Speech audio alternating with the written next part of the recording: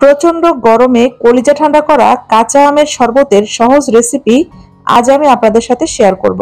আপনারা যদি সম্পূর্ণ রেসিপি দেখেন আপনাদের কাছে ভীষণ ভালো লাগবে। তো চলুন দেখে নিই খুবই মজাদার কাঁচা আমের শরবত রেসিপি সহজেই কিভাবে তৈরি করছি। প্রথমেই নিয়ে নিয়েছি কাঁচা আম। তো কাঁচা আমগুলোকে ভেজিটেবল পিলারের সাহায্যে খোসা ছাড়িয়ে নিচ্ছি।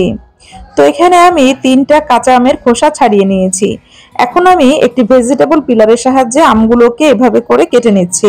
আপনারা ছুরি অথবা বটি দিয়ে আমগুলোকে কেটে নিতে পারেন। তো আমগুলোকে ভেজিটেবল পিলারের সাহায্যে এভাবে করে কেটে নিলাম। তো এখন কেটে নেওয়া এই আমগুলোকে একটি হ্যান্ড ব্লেন্ডার জারের মধ্যে নিয়ে নিচ্ছি।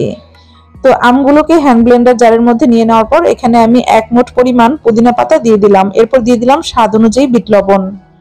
এরপর আমি এখানে দিয়ে দিব সামান্য পরিমাণ সাদা লবণ। এরপর এখানে দিয়ে দিব স্বাদ অনুযায়ী চিনি। আপনারা আপনাদের স্বাদ অনুযায়ী আমের শরবতের মধ্যে চিনির পরিমাণটা বাড়িয়ে কমিয়ে দিয়ে দিবেন। অনেকেই আছে আমের শরবতের মধ্যে সামান্য পরিমাণ কাঁচামরিচ অথবা গোলমরিচের গুঁড়া ব্যবহার করে থাকেন। তো আপনারা আপনাদের পছন্দ অনুযায়ী কাঁচামরিচ অথবা গোলমরিচের গুঁড়া ব্যবহার করতে পারেন। তো আমার কাছে শরবতে ঝাল দিলে ভালো লাগে না, তাই আমি স্কিপ করলাম। তো এখন সামান্য একটু ঠান্ডা পানি দিয়ে এগুলোকে খুব ভালোভাবে ব্লেন্ড করে নিয়েছি। তো এই ব্লেন্ড করা এই উপাদান দিয়ে আমের শরবত তৈরি করব। গ্লাসের মধ্যে তৈরি করে নেওয়া আমের এই পিউরি দিয়ে দিচ্ছি। তো এই যে দিয়ে দিলাম। এরপর এখানে দিয়ে দিব ঠান্ডা পানি। তো এখন গ্লাসের মধ্যে ঠান্ডা পানি দিয়ে দিচ্ছি।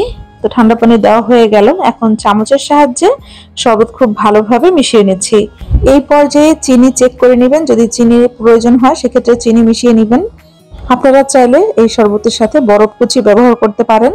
তো আমি বরফ কুচি ব্যবহার করিনি, শুধু ঠান্ডা পানি দিয়েছি। খুব সহজেই তৈরি হয়ে গেল প্রচন্ড গরমে কলিজা ঠান্ডা করা কাঁচা আমের শরবত। আপনারা এই গরমে কাঁচা আমের শরবত এভাবে তৈরি করে খাবেন, শরীর এবং মন জুড়িয়ে যাবে। তো আপনারা পৃথিবীর কে কোন প্রান্ত থেকে আমার আজকের এই রেসিপি দেখছেন আমাকে অবশ্যই কমেন্টসের মাধ্যমে জানাবেন। আমি আপনাদেরকে ধন্যবাদ জানাবো।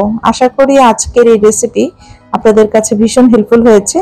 রেসিপি ভালো লাগলে ভিডিওতে একটি লাইক দিবেন, বেশি বেশি করে শেয়ার করবেন। এই ধরনের সহজ এবং মজাদার রেসিপি আরো পেতে চাইলে আমার ইউটিউব চ্যানেলটি সাবস্ক্রাইব করে নিতে পারেন। তো আজ আর নয়, এখানে বিদায় নিব। আবারও হাজির হব নতুন কোনো সহজ এবং মজাদার রেসিপি নিয়ে। সে পর্যন্ত সবাই ভালো থাকবেন, সুস্থ থাকবেন। আল্লাহ হাফেজ। আসসালামু আলাইকুম।